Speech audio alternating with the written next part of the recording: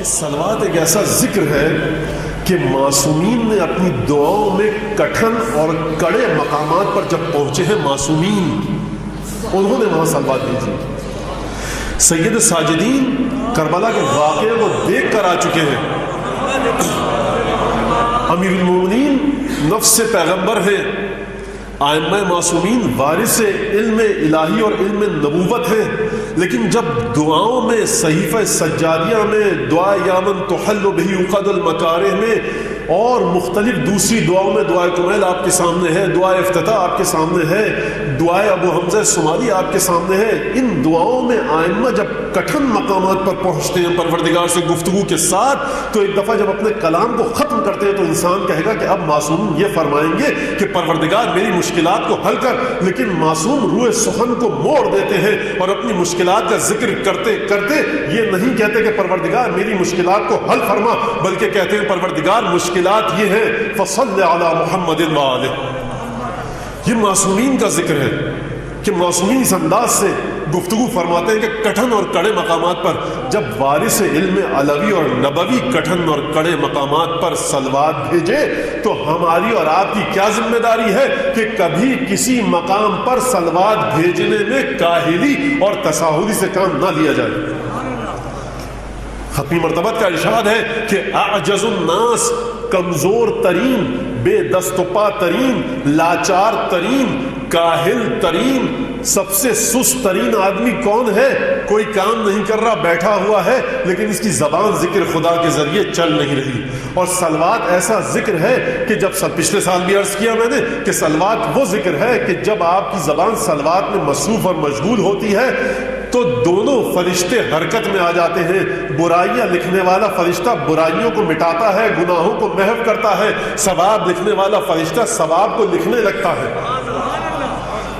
اور یہ محمد و آل محمد سے قربت کا نتیجہ ہے. اسی لیے ختمی مرتبت نے ارشاد فرمایا، دیکھو اقربکم الی منکم یوم القیامہ احسنکم اخلاقا، قیامت میں تم میں سب سے زیادہ میرے نزدیک وہ ہوگا کہ جس کا اخلاق سب سے اچھا ہو.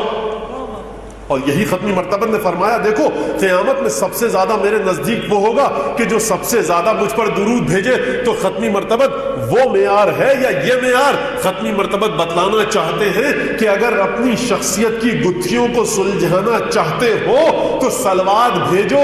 جتنی کثرت سے صلوات بھیجو گے تمہارا واعظ نفسانی اور اندرونی واعظ نفس لوامہ مستحکم اور قوی ہوگا، ملامت کرے گا تمہیں تمہارے برے کاموں پر. جب صلوات کے صدقے میں تمہیں تمہارے برے کاموں پر تمہارا نفس لوامہ ملامت کرے گا، پھٹکار بھیجے گا، طعن و تشنیع کرے گا، تو اب تمہیں کسی واعظ کی ضرورت نہیں. صلوات کے صدقے میں خدا نے تمہارے نفس میں ایک واعظ کو بھیج دیا.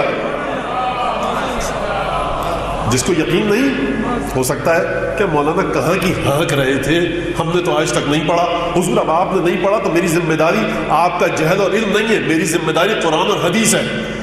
یہ میری ذمہ داری ہے. جو چیزیں آپ کو نہیں پتا وہ آپ کی ذمہ داری ہے. لیکن یہ صلوات کی برکت ہے کیونکہ متصل کرتی ہے، پنجتن سے متصل کرتی ہے معصومین سے. اور جب معصومین سے آپ متصل ہو گئے تو آپ خدا سے متصل ہو گئے.